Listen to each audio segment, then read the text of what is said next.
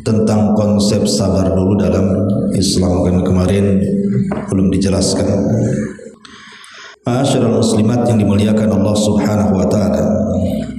Sabar dalam Islam itu kata para ulama karra'si alal jasad, seperti kepala di dalam badan. Ibu bisa bayangkan kalau ada badan tanpa kepala, kira-kira bisa hidup tidak? Pasti akan mati. Karena badan tanpa kepala itu mustahil. Begitulah sabar dalam Islam. Kalau orang tidak punya kesabaran, maka dia akan sulit untuk melaksanakan syariat-syariat Islam. Bahkan mustahil. Tidak mungkin orang itu bisa melaksanakan Islam tanpa ada kesabaran. Karena sabar itu ibarat kepala dari badan kita.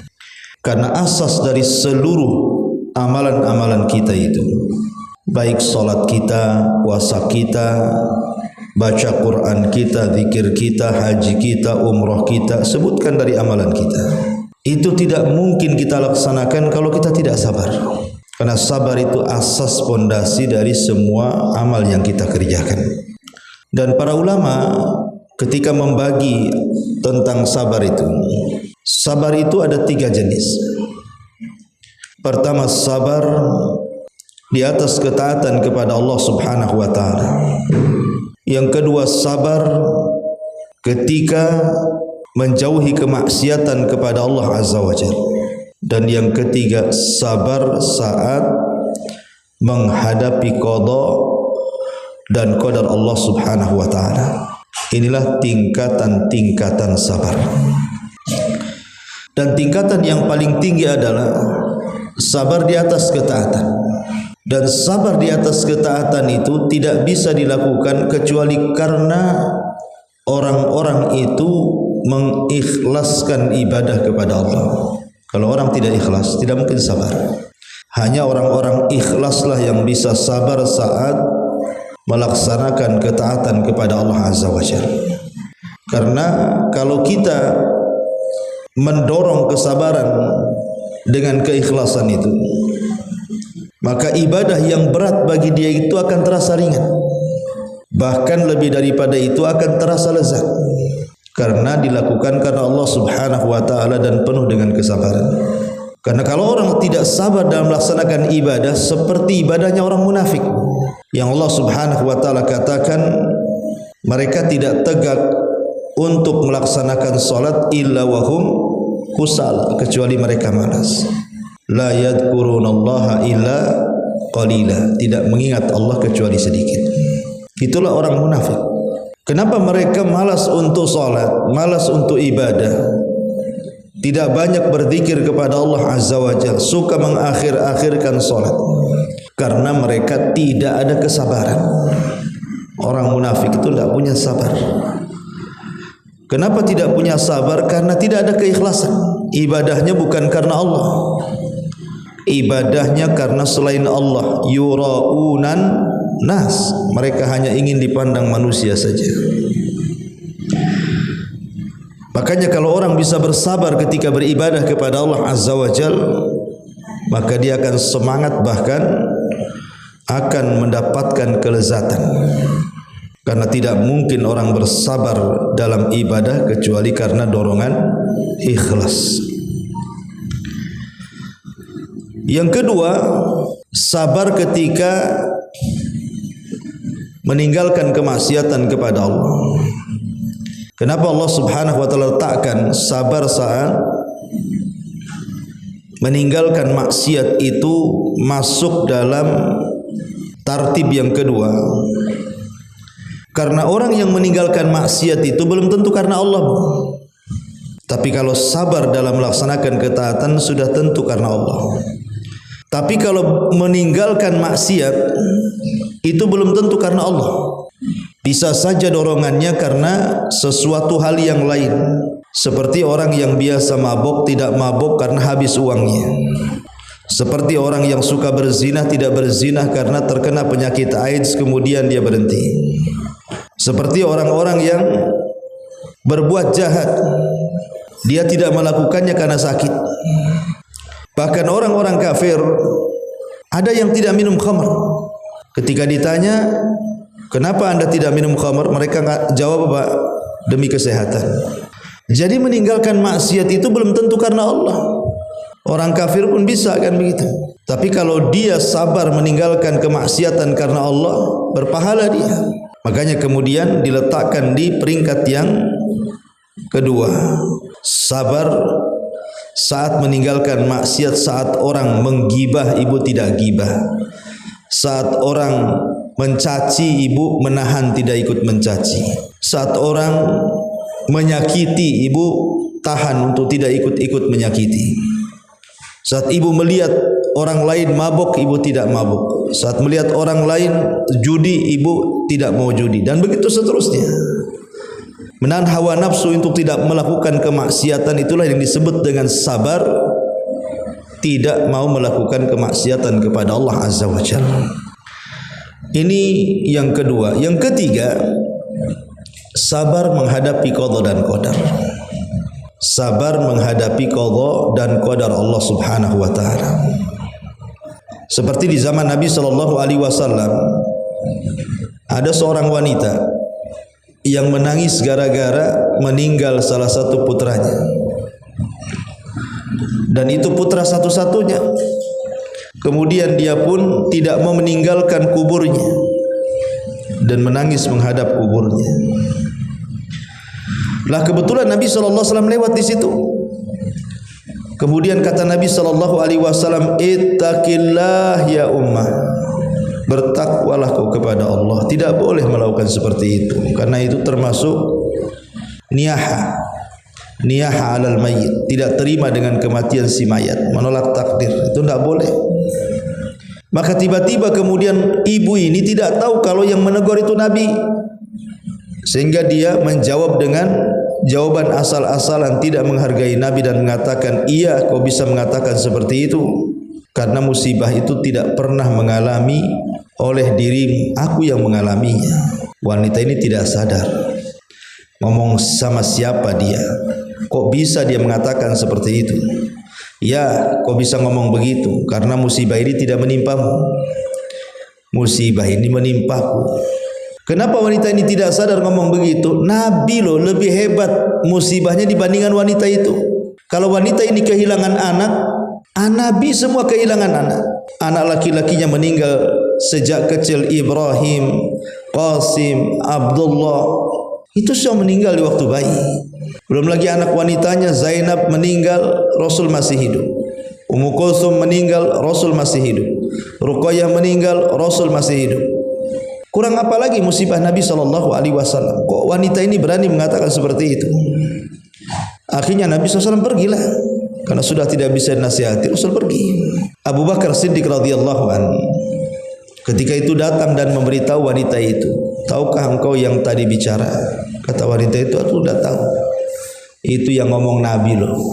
Akhirnya wanita ini terperanjat, kaget, malu, takut. Kemudian dia mengejar Nabi SAW sampai di rumahnya, dan didapati rumah Nabi itu tidak ada satpamnya, tidak ada sekuritinya. Sehingga wanita ini meminta maaf kepada Nabi SAW akan ucapannya. Maka Nabi SAW hanya mengatakan, inna sabra fi sadmatil ula. Sesungguhnya sabar itu dikatakan sabar kalau dia bisa sabar dalam pukulan musibah pertama kali. Ketika ibu dapat musibah hari ini, ibu bisa sabar. Itulah sabar. Kalau sabarnya setelah 1 minggu, itu bukan sabar, dah kadong itu namanya. Jadi sabar itu kata Nabi SAW, dikatakan sabar kalau dia bisa sabar menghadapi musibah saat turunnya musibah kali itu. Inna sabra fi sadmatil ula. Sabar itu dikatakan sabar dalam ujian yang pertama. Itulah yang disebut dengan sabar menghadapi qada dan qadar. Ma'asyiral muslimat yang dimuliakan Allah Azza wa Jalla, dan tiga-tiganya penting. sabar ketika melaksanakan ketaatan seperti Nabi Allah Daud alaihi salatu wassalam, dihabiskan malamnya dengan qiyamul lail sehingga terkenal solat malamnya Nabi Daud. Kemudian siangnya dia berpuasa sehingga dikenal dengan puasa Nabi Daud. Itu namanya sabar di atas ketaatan. Kemudian sabar saat meninggalkan kemaksiatan seperti kisahnya Nabi Yusuf saat digoda oleh Zulaiha. Maka Yusuf alaihi salatu wassalam mengingatkan, ma'adallah, aku berlindung kepada Allah subhanahu wa ta'ala, dan mengingatkan kebaikan Zulaiha. Tapi Zulaiha sudah tertutup hatinya dan terus menggoda Nabi Yusuf, sampai Yusuf akhirnya lari ke pintu dan tersobek bagian belakangnya. Tiba-tiba pintu itu terbuka, rupanya suaminya yang datang. Ya, Nabi Yusuf mengajarkan kepada kita sabar ketika meninggalkan kemaksiatan, menahan hawa nafsu.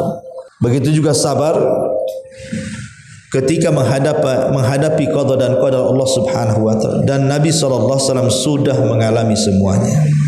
Sudah mengalami semuanya.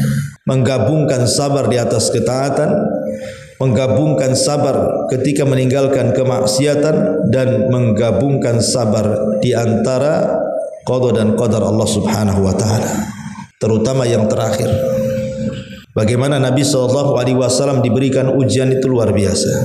Lahir saja Nabi sudah yatim, kemudian disusukan jauh dari ibundanya di tempat Halimah Sa'diyah.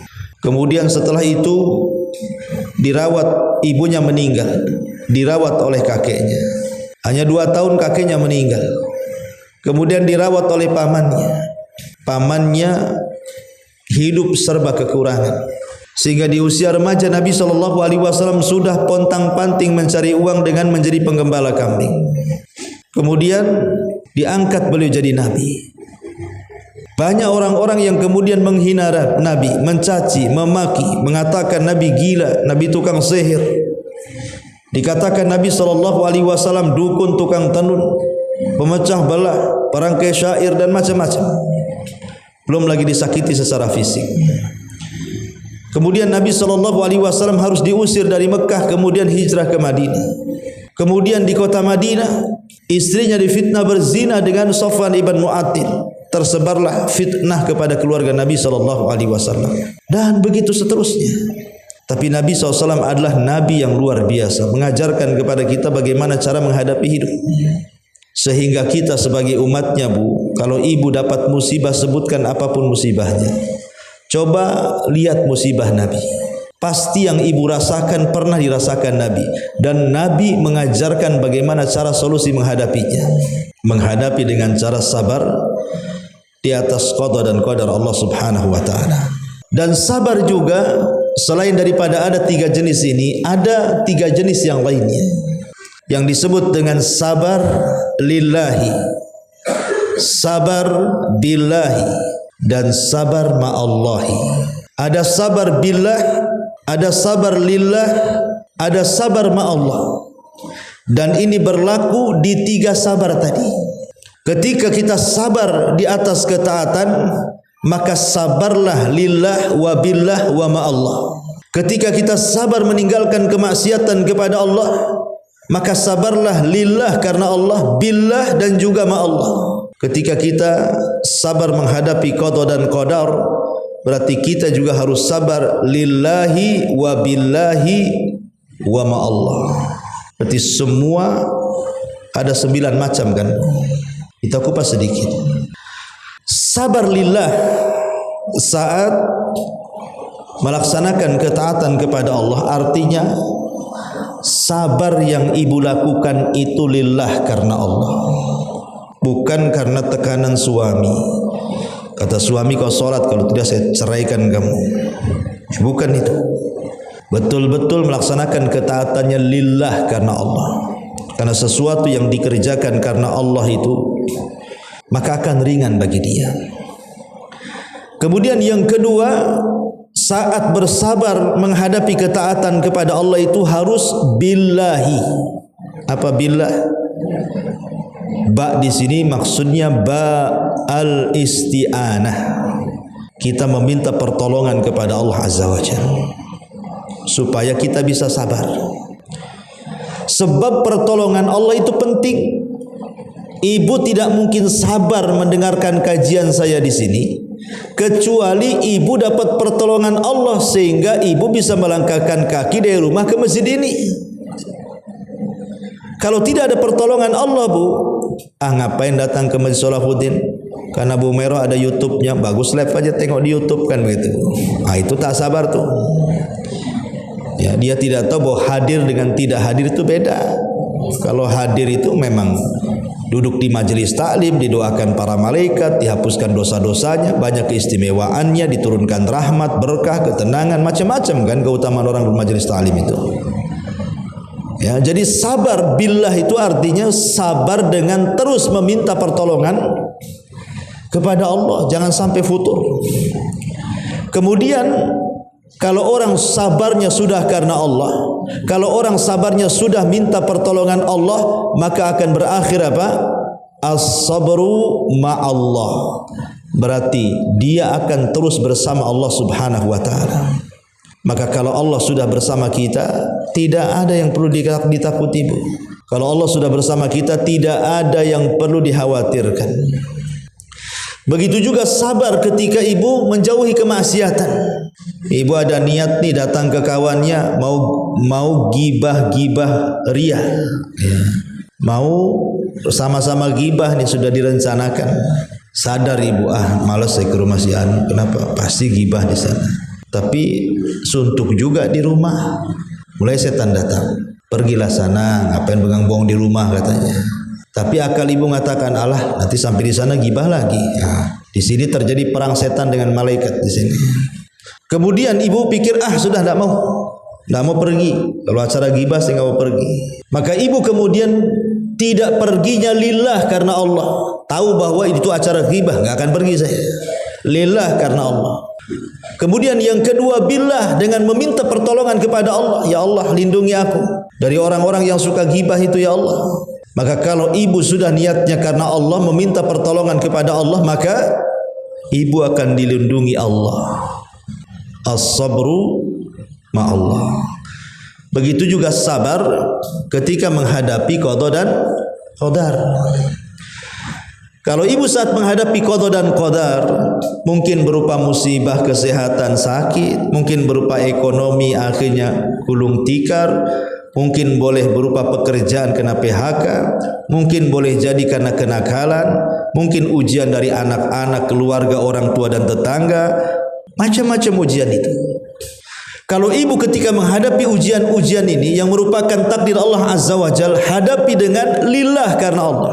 Saya akan menghadapi semuanya karena Allah, saya ikhlas lah. Mungkin sakit ini sudah dicatat 500 tahun sebelum Allah menciptakan langit dan bumi, enggak apa-apa. Allah yang berkehendak saya harus sakit. Lillah karena Allah. Kemudian billah, meminta pertolongan. Ya Allah, kalau memang sakit ini bisa disembuhkan dan kesembuhan baik bagiku, tolonglah sembuhkan. Tapi kalau seandainya sakit ini memang harus lebih baik, ya sudahlah, aku hanya pasrahkan kepadamu. Meminta pertolongan kepada Allah Azza wa Jalla. Jangan sampai sakitnya kemudian menjadikan dia kufur. Jangan sampai sakitnya menjadikan dia futur. Jangan sampai sakitnya menjadikan dia kemudian putus asa. Minta pertolongan kepada Allah. Dan kalau sudah berhasil karena ikhlas karena Allah, meminta pertolongan kepada Allah, maka ibu saat ditimpa musibah akan ditemani Allah Subhanahu wa taala. As-sabru ma'allah. Dan kalau Allah bersama kita, semua akan menyelesaikannya. Sekecil apapun masalah kita, sebesar apapun masalah kita, kalau Allah bersama kita, Bu, tenang. Pasti ada jalan keluarnya. Lah itu disebut dengan konsep kesabaran. Ya, konsep kesabaran. Walaupun para ulama kalau bicara tentang kesabaran itu lebih ke sabar menghadapi qada dan qadar. Karena ketika orang menghadapi qada dan qadar itu manusia kan terbelah-belah tuh. Ada orang yang bisa menghadapinya, ada orang yang tidak bisa menghadapinya. Ada orang yang bisa ikhlas, bisa redha, bisa bersyukur. Tapi ada juga yang tidak ikhlas, tidak redha, tidak syukur, yang ada tasakhut. Disalahkan penyakit, disalahkan pekerjaan, disalahkan orang, bahkan Allah disalahkan dia. Itu orang kalau tidak ikhlas tuh. Tapi intinya bahwa seorang muslim itu sebagaimana di sini, ajaban li amril mu'min. Inna amrahu kullahu khairun wa laysa dzalika li ahadin illa li mu'min. In asabathu sarra syakara fakana khairan lahu wa in asabathu dharra sabara fakana khairan lahu. Sungguh menakjubkan perkaranya seorang yang beriman, semua perkaranya dianggap baik sama dia, dan itu tidak mungkin terjadi kecuali kepada seorang mukmin. Kalau ditimpa kebaikan dia bersyukur dan itu baik bagi dia. Kalau ditimpa kemadaratan dia bersabar, itu pun dianggap baik bagi dia. Karena yakin seorang mukmin itu ma yazalul bala bil mu'min min nafsihi wa waladihi wa malihi hatta yalqallah wa ma alaihi khati'ah. Seorang mukmin itu pasti yakin tidak henti-hentinya ujian menimpa seorang mukmin pada dirinya, pada anaknya, pada hartanya, sampai dia berjumpa dengan Allah dalam keadaan semua dosanya diampuni. Itulah keyakinan kita seorang mukmin, sabar dan sabar ketika menghadapi ujian dari Allah Subhanahu wa taala. Inilah sebagai tambahan kajian kemarin. Kita masuk pada pasal ke-3. Akhlak bertawakal kepada Allah Subhanahu wa taala. Allah Subhanahu wa taala berfirman di sini, wa 'alallahi fatawakkalu in kuntum mu'minin. Dan hanya kepada Allah lah hendaknya kalian bertawakal jika kalian benar-benar orang yang beriman. Dan Allah juga mengatakan tadi surah Al-Maidah ayat 2, di surah At-Taghabun ayat 13-nya kurang lebih, wa 'alallahi falyatawakkalul mu'minun. Dan hendaklah orang-orang yang mukmin bertawakal kepada Allah Subhanahu wa taala. Sebagaimana biasa, sebelum saya jelaskan apa itu tawakal, kita akan menjelaskan beberapa kisah tentang tawakal dulu, supaya makin paham apa itu tawakal. Ma'asyiral muslimat yang dimuliakan Allah Subhanahu wa taala, tawakal itu artinya menyerahkan semua urusan kita kepada Allah Subhanahu wa taala dengan berusaha mendatangkan sebab-sebabnya. Itulah tawakal. I'timadul qalbi 'ala Allah ma'al asbab. Menyandarkan hati kepada Allah dengan tidak melupakan sebab. Manusia dengan tawakal ini terbagi menjadi dua. Manusia dengan tawakal ini terbagi menjadi dua kelompok. Kelompok yang pertama adalah kelompok yang betul-betul hatinya menyandarkan diri kepada Allah. Segala urusan dia serahkan kepada Allah. Semua masalah diserahkan kepada Allah. Semua problem pokoknya diserahkan semua kepada Allah. Tapi ada kelompok-kelompok yang lain, kalau ada masalah, kalau ada problem, kalau ada urusan, hatinya tidak menyerahkan kepada Allah Subhanahu wa taala. Tentu hasilnya akan beda. Hati yang menyerahkan semua urusan kepada Allah dengan hati yang tidak menyerahkan urusan kepada Allah, bahkan disandarkan pula kepada selain Allah. Ma'asyiral muslimat yang dimuliakan Allah Azza wa Jalla. Di zaman Nabi sallallahu alaihi wasallam, ketika Nabi sallallahu alaihi wasallam baru saja mengalami kekalahan di perang Uhud. Nabi kalah di perang Uhud, Bu. Ya, namanya Nabi juga manusia, bukan malaikat. Kalau perang kadang menang, kadang kalah, kan itu manusiawi. Tapi di perang Uhud ini sempat kacau, Bu, karena Nabi SAW itu sampai diisukan meninggal. Bahkan gigi gerhamnya sampai pecah, pipinya terkena serpihan helm perang. Dan Nabi penuh dengan luka.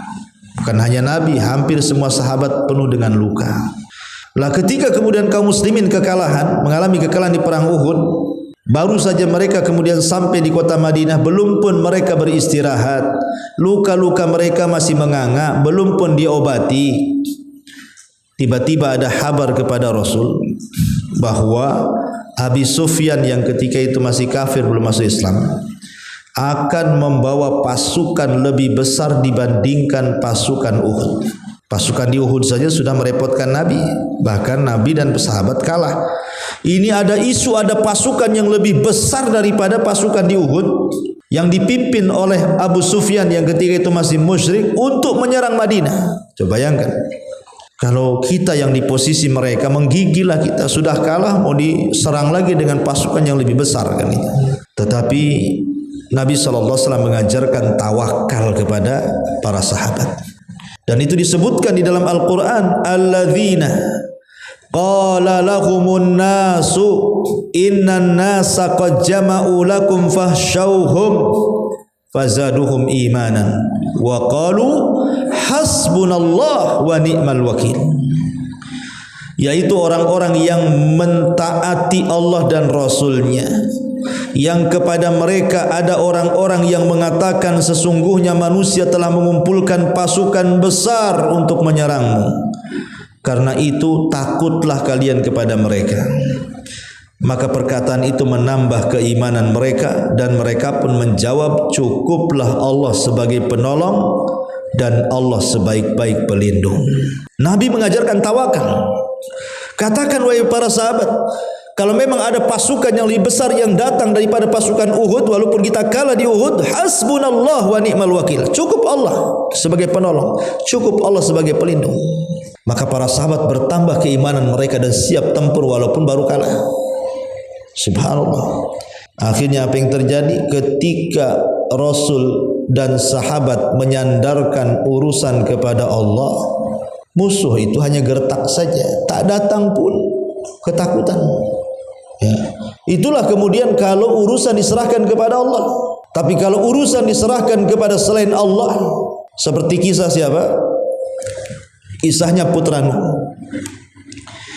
Saat Nuh alaihi salam diperintahkan Allah, Nuh naik ke perahu, ke atas perahu, bawa tuh orang-orang yang beriman, binatang-binatang berpasang-pasangan. Sebentar lagi tupan akan datang. Akhirnya Nuh pun membawa keluarganya yang beriman, binatang-binatang sepasang-pasang. Kemudian datang banjir. Mulailah perahu itu diangkat banjir. Dari kejauhan Nuh melihat putranya Kan'an yang kufur, yang ikut agama ibunya. Maka Nuh tiba-tiba selaku bapak masih ada insting sayang sama anaknya. Perahu itu akhirnya mendekati Kan'an dan mengatakan, wahai Kan'an, irkab ma'ana, naik nak ke perahu biar kau selamat. Tapi Kan'an malah mengatakan, qala sa'awi ila jabalin ya'simuni minal ma. Aku akan mencari perlindungan ke gunung yang dapat memeliharaku dari air bah yang besar itu. Lihat, anaknya Nuh bersandar kepada siapa? Kepada gunung. Memang gunung itu makhluk yang kuat dibandingkan kita, Bu. Tapi gunung itu makhluk Allah. Sekuat-kuatnya gunung tidak bisa melindungi orang, karena gunung itu ciptaan Allah. Ya, memang gunung itu makhluk kuat di bumi ini. Tidak ada makhluk yang lebih kuat dibandingkan gunung di bumi ini. Tapi sekuat-kuat gunung, tetaplah gunung itu makhluk. Makanya ketika Kan'an menyandarkan kepada gunung, sa'awi ila jabalin ya'simuni minal ma. Enggak mau aku naik ke perahumu, katanya. Aku akan mencari perlindungan ke gunung, dia mengatakan, yang dapat menjagaku dari air besar itu. Maka Nuh menasihati, anakku la asimal yaum min amrillah. Tidak ada nak yang selamat dari azab Allah hari ini. Tidak ada illa man rahim, kecuali orang yang Allah sayangi saja. Tapi Kan'an tetap menyandarkan hatinya ke gunung. Apa yang terjadi? Wahala bainahumal mauju fakana minal mughraqin. Maka jadilah datang gelombang besar menjadi penghalang antara keduanya, maka anak itu termasuk orang-orang yang ditenggelamkan Allah. Lihat, ketika Nabi dan para sahabatnya tawakal kepada Allah, menyandarkan hati kepada Allah, ditolong dari musuh-musuhnya. Tapi ketika putra Nuh tidak menyandarkan hatinya kepada Allah, disandarkan pula ke gunung. Apa yang terjadi? Binasa dia. Maka jangan pernah menyandarkan sesuatu kepada selain Allah. Bersandar ke dukun, bersandar ke jimat, bersandar ke tempat-tempat keramat, kan itu. Bersandar ke penguasa, bersandar ke pejabat, bersandar ke polisi, bersandar ke makhluk itu. Kalau disandari, iya kalau kuat sandarannya. Kalau yang disandari tidak kuat, roboh kita dibuatnya. Bersandar kepada presiden, selesai jadi presiden, hilang sandarannya. Bersandar ke polisi, habis purnawirawan, hilanglah kekuatannya. Bersandar kepada orang kaya, ketika dia bangkrut, hilang pula tenaganya. Dan begitu seterusnya. Tidak ada yang pernah kokoh, tidak ada yang pernah kekal kalau sandaran itu diberikan kepada selain Allah Azza wa Jalla. Ma'asyiral muslimat yang dimuliakan Allah Azza wa Jalla, di zaman Imam Zahabi, Imam Zahabi menceritakan dalam kitabnya Syiar A'lamin Nubala. Jadi satu hari dia menceritakan, lupa yang diceritakannya siapa, orang soleh lah pokoknya, ini ulama soleh. Karena Imam Zahabi itu menceritakan ulama-ulama dalam kitabnya itu. Jadi ada seorang alim besar, dia sedang berjalan-jalan, tiba-tiba ada masjid. Maka dia masuk ke dalam masjid. Kemudian dia melaksanakan sholat. Di dalam masjid itu dia melihat ada anak usianya 10 tahun, Bu. 10 tahun. Tapi sholatnya luar biasa. Anak 10 tahun kan belum balik kan, Bu. Ya, anak SD baru kelas 2, ya kan. Jadi atau kelas 3 lah. Jadi anak ini sholat dengan sangat khusyuknya, dengan sangat tartilnya, dengan sangat lamanya, seolah-olah nggak yakin dia anak kecil itu. Bisa anak kecil kalau sholat itu kan kayak ayam patuk, ya bukan? Ayam dikasih beras, tuk tuk tuk tuk, selesai. Kadang-kadang nggak pikir rakaat dia. Imam ikut salam padahal baru 1 rakaat tuh. Itu anak-anak kan, Bu ya. Tapi ini enggak, anak ini serius sholatnya, betul-betul sholat dia. Bahkan khusyuknya melebihi orang tua. Jadi sang alim ini heran, kok ada anak kecil bisa sebagus itu sholatnya. Mulailah didekati. Nah, ibnu man anta, anak siapa kamu ini? Kata ulama ini. Siapa yang mengajari sholatmu seperti itu? Katanya. Kata anak ini, aku anak yatim, gak punya orang tua, gak punya ayah, gak punya bapak. Lalu saudara-saudaramu di mana? Entah di mana. Aku pun tidak punya saudara. Berarti kau hidup sendiri? Iya, aku hidup sendiri. Macam mana kau hidup? Ya, aku cari makan, cukup makan, datang ke masjid sholat. Kalau lapar aku cari makan lagi. Habis cari makan kenyang, balik lagi ke masjid sholat, katanya. Subhanallah. Akhirnya kemudian sang ulama ini mengatakan, nah, maukah engkau menjadi anakku? Aku akan angkat kau jadi anakku. Mau enggak? Kata anak itu, mau. Aku siap jadi anak angkatmu. Tapi kalau engkau bisa memenuhi 5 syarat, katanya. Masih syarat pula lah anak nih. Ya. Kalau engkau kasih 5 syarat, aku mau jadi anak angkatku. Kata sang alim ini, apa nak syaratnya? Maka anak ini mengatakan, wahai Tuhan, apakah jika aku lapar kau akan kasih makan? Kata bapak ini, ya jelas, tak mungkin aku biarkan kau kelaparan. Kemudian anak ini mengatakan, apakah kalau aku haus kau akan memberikan minum? Maka kata sang ulama ini, tentu pasti aku akan beri minum. Yang ketiga, apakah kalau aku telanjang kau akan kasih pakaian? Kata ulama ini, barang tentu jelas, tidak mungkinlah anak angkatku telanjang. Pasti aku akan berikan pakaian yang banyak, yang bagus, yang indah. Kemudian yang keempat, apakah jika aku sakit, engkau akan mengobati penyakitku, menyembuhkan penyakitku? Oh, kalau itu tidak mungkin. Yang menyembuhkan Allah. tapi aku akan upayakan supaya engkau sembuh dengan dibawa ke tabib, ke dokter, obat-obatan. Oke, yang terakhir, jika aku mati, apakah engkau bisa menghidupkan aku? Maka kata ulama ini, mustahil. Nah, kalau kau mati tidak ada yang bisa menghidupkan kamu kecuali Allah. Maka anak ini mengatakan, kalau gitu tak jadi aku jadi anak angkatmu, katanya. Kenapa?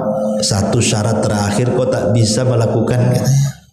Kemudian dia membaca ayat alladzi khalaqani fahuwa yahdin walladzi huwa yut'imuni wa yaskin wa idza maridtu fahuwa yashfin walladzi yumituni tsumma yuhyin. Dialah Allah yang menciptakan aku dan yang memberikan petunjuk kepadaku, dan dialah yang memberikan makan dan memberikan minum kepadaku, dan apabila aku sakit dia yang mengobatiku, dan dialah yang kelak akan mematikan dan menghidupkan aku, katanya. Anak ini baca ayat ini pula, aku tidak perlu kamu, katanya, karena Allah yang akan memberi makan, memberi minum, mengobati dan menghidupkan setelah kematian. Pergi kau, katanya. Ya, lihat ulama ini geleng-geleng, Bu. Kok ada anak setawakal itu? Kalau ada anak sekarang, senanglah, apalagi bapak angkatnya kaya, kan gitu. Ya, tidak ada tawar-tawaran kasih syarat-syarat kapan mau dibelikan mobil tuh. Nah sekarang kan gitu. Kapan membelikan pakaian? Ayo kita makan di restoran. Lihat bagaimana anak ini tawakalnya luar biasa. Kenapa anak ini tawakalnya luar biasa? Ya tadi, karena hatinya hanya menyandarkan kepada Allah Azza wa Jalla. Ma'asyiral muslimat yang dimuliakan Allah Subhanahu wa taala, saat Nabi sallallahu alaihi wasallam wafat, saat wafat Nabi sallallahu alaihi wasallam, manusia terpecah menjadi dua. Ada di antara mereka yang hampir-hampir putus asa dan mengatakan Muhammad itu sama dengan nabi-nabi yang lain, bisa mati, katanya. Yang lain mengatakan tidak, dia tidak mati, dia sedang pergi saja, nanti akan kembali. Pokoknya macam-macam, ya. Tapi Abu Bakar Siddiq radhiyallahu anhu datang mengajarkan tawakal yang kuat kepada para sahabat. Kemudian mengatakan, "Man kana minkum ya'budu Muhammadan fa inna Muhammadan qad mat, wa man kana ya'budullaha fa innallaha hayyun la yamut." Kata Abu Bakar, "Hei manusia, kalau Muhammad yang kalian sembah, Muhammad sudah mati, Muhammad sudah meninggal. Tapi kalau yang kalian sembah itu Allah, Allah zat yang hidup, Allah zat yang tidak akan pernah mati. Jangan lagi bersedih. Muhammad betul-betul mati, karena tujuan kita bukan menyembah dia, yang kalau dia mati selesai Islam kita. Tapi tujuan kita hidup menyembah Allah. Kalau Allah yang kita sembah, dialah zat yang hidup dan tidak akan pernah mati. Sandarkan hati kalian kepada Allah." Subhanallah, Abu Bakar mengajarkan tawakal di sini. Ya, makanya selepas itu sahabat pun akhirnya sadar, ya, apa dan bagaimana yang harus mereka lakukan setelah dapat pencerahan Abu Bakar Siddiq radhiyallahu anhu. Di zaman Nabi Hud alaihi salam, Nabi Hud ini umatnya disebut kaum Ad. Dan kaum Ad itu dijelaskan dalam Al-Quran, Bu, sangat sombong. Fa amma adun fastakbaru fil ardi. Adapun kaum Ad itu kaum yang sangat sombong, sombong-sombongnya di bumi. Bahkan mereka mengatakan man asyaddu minna quwwah, tidak ada manusia yang lebih kuat dari kami, katanya. Makanya Allah mengatakan lam yukhlaq mithlahu fil bilad, makhluk yang tidak pernah diciptakan sebelumnya. Itulah kaum Ad. Kuat-kuat, kekar-kekar, besar-besar, tinggi-tinggi, tidak pernah ngalahin orang. Kalau perang, Bu, tidak perlu bawa pasukan, cukup ngutus 2-3 orang saja untuk menghancurkan satu kabilah, itu gampang. Orangnya raksasa, ya, besar-besar gitu ya, tinggal dilempari batu aja kan gitu, kabilah itu hancur tuh. Tetapi kaum Ad ini tidak pernah menyandarkan hati mereka kepada Allah. Mereka hanya menyandarkan kepada kekuatan fisik mereka. Tapi lihat Nabi Hud alaihi salatu wassalam, perawakannya tidak sebesar mereka, walaupun Hud bagian daripada mereka. Tapi dia kecil, dia lemah. Tapi walaupun secara fisik dia lemah, dia seorang nabi yang hatinya tertambat kepada Allah, yang hatinya tawakal kepada Allah, yang hatinya disandarkan kepada Allah. Dia hanya mengatakan ketika mendapatkan ancaman dari kaum Ad itu, min dunihi faqiduni jami'an summa la tunzarun. Dengan yang lain, sebab itu janganlah semua, jalankanlah kata Nabi Hud, jalankanlah semua tipu daya kalian terhadapku. Jangan tunggu-tunggu lagi. Kalau kalian ingin menyentuhku, sentuh sekarang, sakiti sekarang kalau kalian sanggup. Subhanallah, kaum Ad ini kaum yang kuat-kuat tidak bisa menyentuh kulitnya Nabi Hud. Mengambil satu helai rambut Nabi Hud aja tidak bisa. Kenapa? Karena Hud menyandarkan kepada Allah, kaum Ad menyandarkan kepada kekuatan.